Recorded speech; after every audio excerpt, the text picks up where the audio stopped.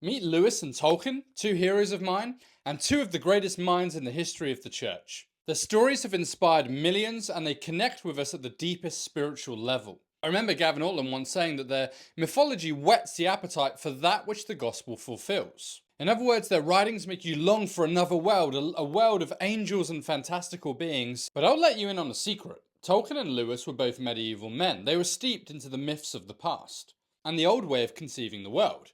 That's why their stories connect so deeply, and that's why their writings get right into the soul.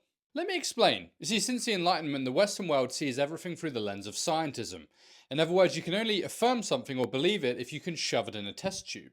And that's the issue. I can't stuff God, Christ, or love in a test tube. And since we can't do that, people don't believe it. In other words, ontology, what a thing is, has been reduced to physics, what a thing is made of.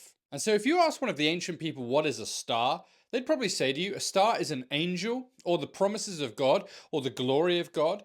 But if you ask someone on the street today what is a star, they'll probably tell you it's a ball of gas. And so ontology, what a thing is reduced to what it's made of. Imagine asking someone on the street what is a human, and they responded to you by saying, a human is carbon, calcium, and water.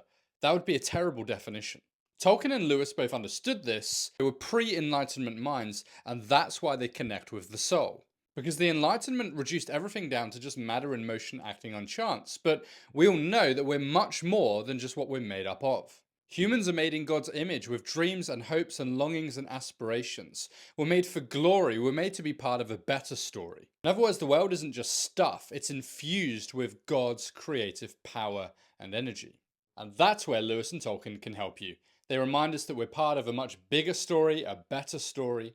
The world isn't just stuffed, there's an unseen realm. And so get stuck into their works, read the classics, and reject modernity.